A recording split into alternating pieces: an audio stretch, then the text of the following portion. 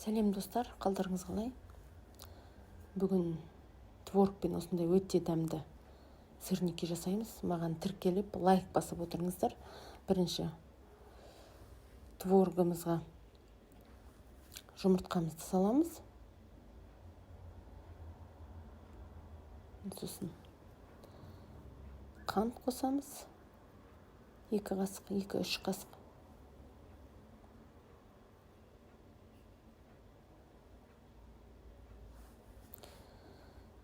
Шанышқымен араластырып алып, енді блендермен еземіз. Сонда ол өзінің формасын өте жақсы сақтайды. Істеп көріңіздер, міне осындай масса шықты. Енді оған ұнымызды қосамыз да, 2 қасық. 2 ас қасық ұнымызды қосып жақсылап араластырамыз. Өте оңай. Дайындаңыздар. Отбасыларыңызды қуантыңыздар. Міне осындай масса шықты. Енді сырники жасаймыз. Кеттік. Міне 1 қасық үлкен қасықпен аласыздар да, осылай ұнның үстіне қойып, мынандай стаканмен осылай айландырсаңыздар, өте оңай. Қолыңызға да жабыспайды. Тез шығады.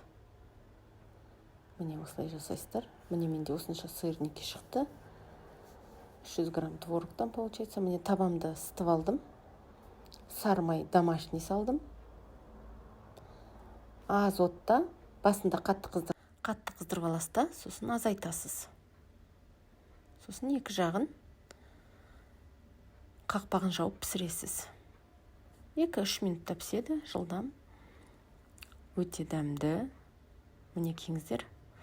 Міне осыншама сырники шықты менде, өте дәмді. Істеп көріңіздер. Келесі кездескенше.